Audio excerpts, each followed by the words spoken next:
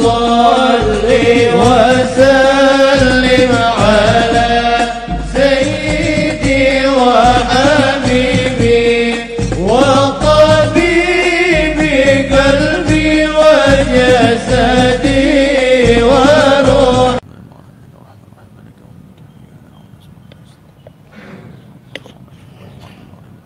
Assalamualaikum warahmatullahi wabarakatuh.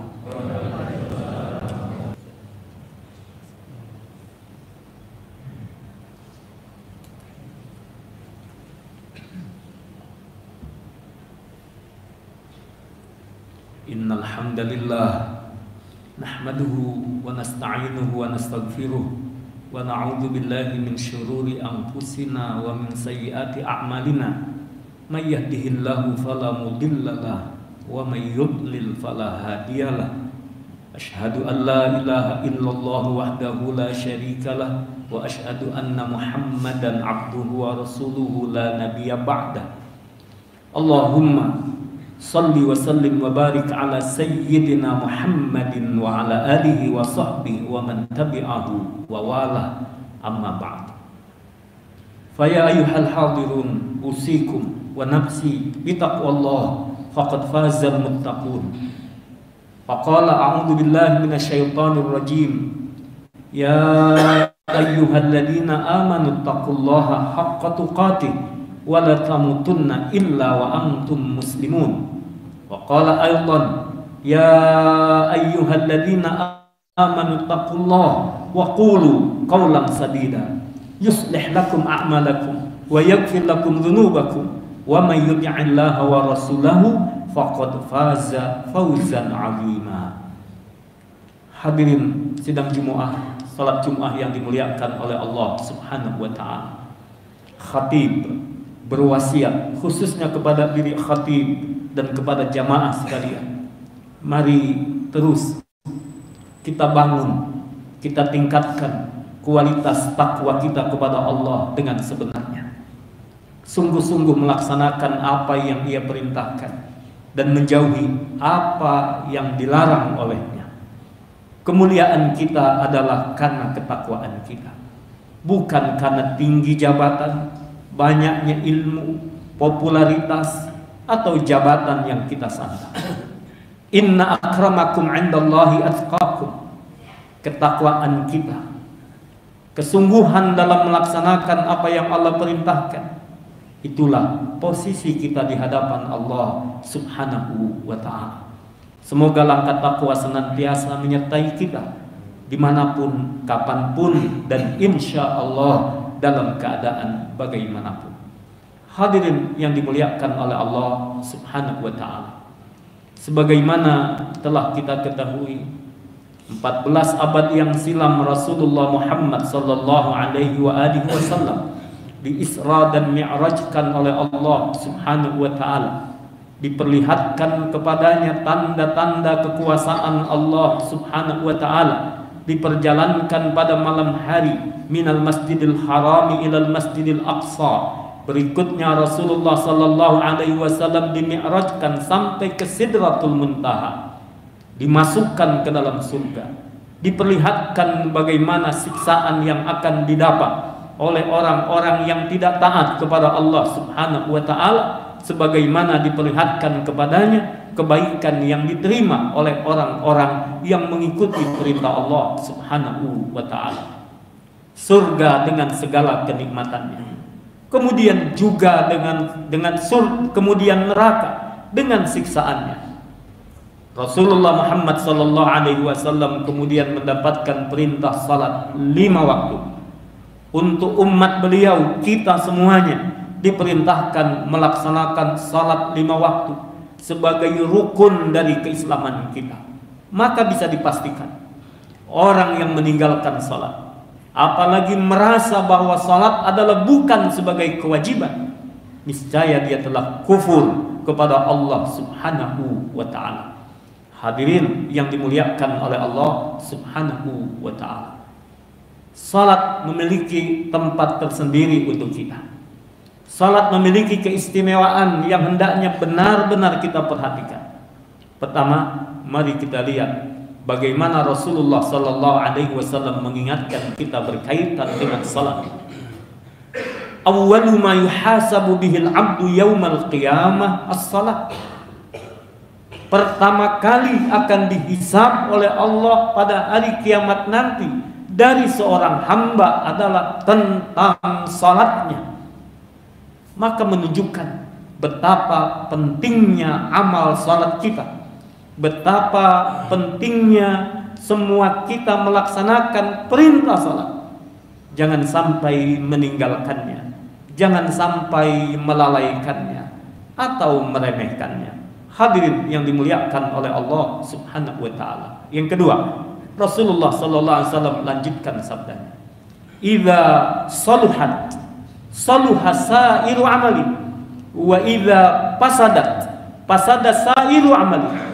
Seandainya salatnya buruk, salatnya rusak, maka rusaklah amal-amal lainnya.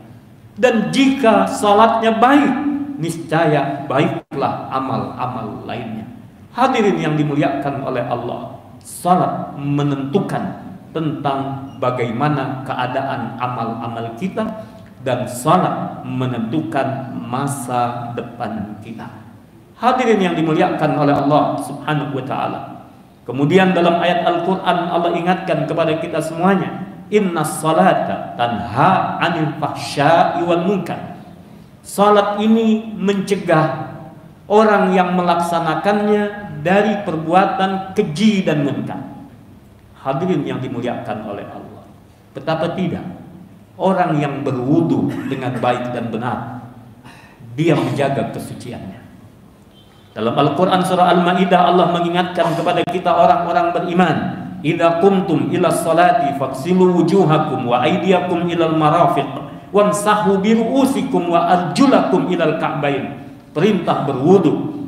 Berwudu yang kita lakukan bukan sekedar membasahi anggota wudu dalam tubuh kita, tapi adalah bagaimana terjaga kesucian, kebersihan zahiran wa batinan, baik lahiriahnya maupun batiniahnya. Orang-orang yang berwudu ketika dia membasuh tangannya, dia jaga tangannya dari hal-hal yang haram, hal-hal yang syubhat. Dia tidak akan menyentuh yang bukan haknya, dia tidak akan mengambil yang bukan haknya.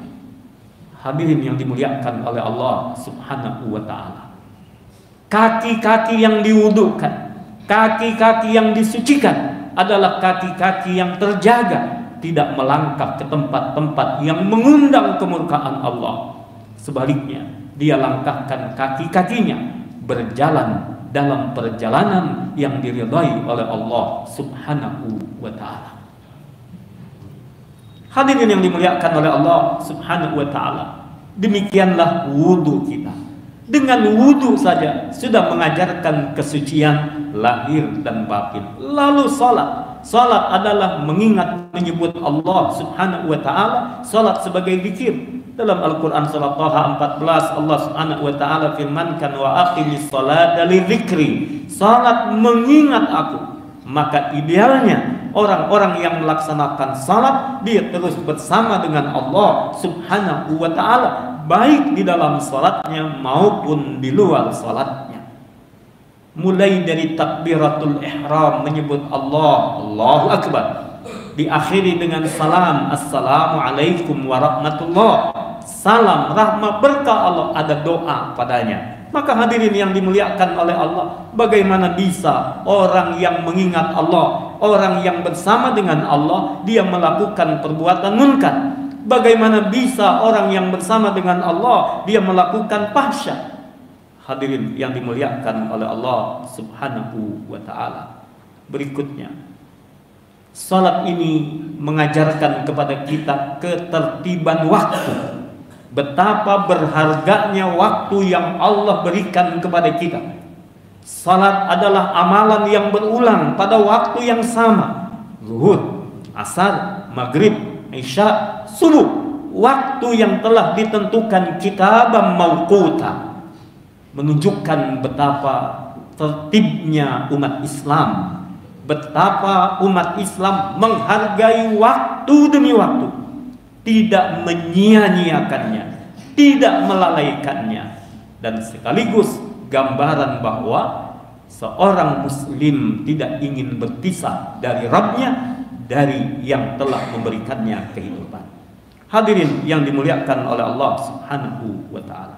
Kemudian salat pada awal waktu adalah menjadi keutamaan.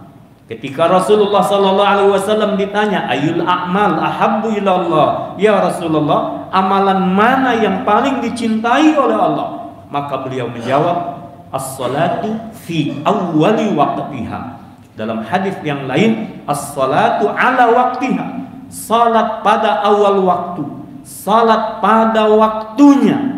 Hadirin yang dimuliakan oleh Allah, bukan kita yang mengatur waktu salat, tapi waktu salat telah ditentukan oleh Allah. Maka salat yang pada waktunya, bahkan di awal waktu, menunjukkan kecintaan hamba kepada Rabbnya dan menunjukkan ketakwaannya. Hadirin yang dimuliakan oleh Allah Subhanahu wa ta'ala. Kemudian as-salatu nurun. Rasulullah SAW juga menjelaskan bahwa salat adalah cahaya. Lihatlah, coba pandanglah wajah-wajah orang yang senang berwudu dan menjaga wudunya. Lihatlah orang-orang yang senang salat dan bahagia dengan salatnya. Niscaya ketentraman didapat, kejernihan dalam pikirannya, air mukanya tidak bisa dibohongi, ada pancaran cahaya yang Allah berikan kepadanya. Bahkan nanti bagaimana Rasulullah SAW mengenali wajah orang-orang yang beriman dari umatnya, ghurran muhajjalin, wajah-wajah yang memancarkan cahaya karena cahaya dari wudu-wudu mereka. As-salatu nurun, salat adalah sebagai cahaya. Hadirin yang dimuliakan oleh Allah, berikutnya as-salat rahatun min humumi dunya, adalah refreshing bagi kita dari aktivitas dunia kita. Kadang kita sibuk dengan kerjaan, kita berhadapan dengan masalah-masalah, urusan-urusan, banyak yang kita pikirkan, banyak yang kita rencanakan. Jangan lupa, jangan pernah meninggalkan Allah. Jangan dunia melalaikan kita, bahkan membuat kita meninggalkan salat. Bahkan seharusnya semakin kita sibuk dengan dunia, hendaklah semakin dekat dengan Allah Subhanahu wa ta'ala. Dengan salat diantaranya, bukan sibuk dunia meninggalkan salat. Justru kesibukan dunia menghantarkan kita semakin berharap kepada yang memberi dunia kepada kita, dialah Allah Subhanahu wa ta'ala. Jangan punya masalah lalu meninggalkan salat. Jangan karena kita menghadapi urusan-urusan meninggalkan salat. Yang ada adalah justru semakin mendekat kepada Allah Subhanahu wa ta'ala. Bahkan Rasul, jika ada urusan-urusan, beliau justru melaksanakan salat, bernikmat-nikmat, dan beliau memohon petunjuk Allah Subhanahu wa ta'ala. Hadirin yang dimuliakan oleh Allah, berikutnya salat menghapuskan dosa-dosa kita. Suatu saat Rasulullah SAW di hadapan para sahabat bertanya, jika kalian punya rumah, lalu ada sungai yang mengalir dekatnya, kalian bersih-bersih, kalian mandi di sungai itu, apakah bersih badan kalian? Jelas sahabat mengatakan, bersih ya Rasulullah. Itulah bahagianya orang-orang beriman. Siapa di antara kita yang tidak punya dosa? Siapa di antara kita yang sama sekali tidak maksiat? Kita berdosa, kita maksiat. Kesempatan taubat dibuka oleh Allah. Allah ampuni dosa-dosa kita. Di antaranya adalah dari waktu salat ke waktu salat berikutnya. Maka orang beriman ketika datang waktu salat, dia ambil kesempatan memohon rahmat Allah, memohon ampunan dari Allah Subhanahu wa ta'ala.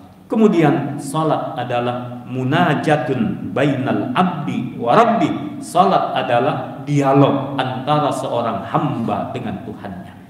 Jika kita merasa nyaman berbicara kepada seseorang, jika kita merasa nyaman berkumpul dengan banyak orang, maka seharusnya lebih merasa nyaman seorang beriman bersama Rabbnya. Dia sampaikan keluhan-keluhannya, dia sampaikan harapan-harapannya. Mengapa? Yang bisa mewujudkan harapannya hanya Dia, Allah Subhanahu wa ta'ala. Yang bisa memberikan solusi dari masalah-masalahnya adalah Dia, Allah Subhanahu wa ta'ala. Maka berdialoglah dengan apik, kepada Allah Subhanahu wa ta'ala. Terakhir, hadirin yang dimuliakan oleh Allah Subhanahu wa ta'ala, salat menunjukkan tentang bagaimana dan siapa kita di hadapan Allah. Orang-orang yang bisa menikmati salatnya sampai menikmati kekhusyuan, walladzina hum fi salatihim khashi'un, di antara orang-orang yang akan masuk ke dalam surga Firdaus adalah orang-orang yang bisa khusyuk dalam salatnya. Tentu orang-orang beriman. Yang kedua, jika kemudian mereka adalah orang-orang yang malas dalam salatnya, wa idza qamu bis salati qamu kusala, mereka dalam keadaan malas, yura'unan nas, mereka riya, wala yadhkurunallaha illa qalila, berzikir kepada Allah hanya sedikit saja. Mereka adalah kelompok orang munafik. Mudah-mudahan Allah cabut sifat munafik dari diri kita. Dan ciri orang-orang yang munafik adalah mereka malas dalam menegakkan salat. Dan lebih parahnya lagi, mereka yang meninggalkan salat. Jika mereka meninggalkan salat beranggapan bahwa salat tidak wajib, maka faqad kafara bima unzila ala Muhammadin sallallahu alaihi wasallam, kufurlah orang-orang yang menyatakan demikian. Mudah-mudahan Allah Subhanahu wa ta'ala golongkan kita menjadi penegak-penegak salat. Sebagaimana doanya Nabi Ibrahim alaihissalam, Rabbi ij'alni muqimas salah wa min dzurriyyati Rabbana wa taqabbal du'a. Nabi Ibrahim pun mohon kepada Allah agar beliau dan keturunannya dijadikan sebagai penegak-penegak salat. Semoga Allah jaga kita dan keluarga kita. Allah golongkan kita menjadi penegak salat, dan insyaallah semua kita selamat dunia akhirat. A'udzubillahi minasyaitonir rajim. Bismillahirrahmanirrahim. Wal 'asri innal insana lafi khusrin illa alladziina aamanu wa 'amilus shalihaati wa tawassaw bil haqqi wa tawassaw bis sabr. Barakallahu li wa lakum bima fihi minal ayati wa dzikril hakim. Fastaghfiruh innahu huwal ghafurur rahim.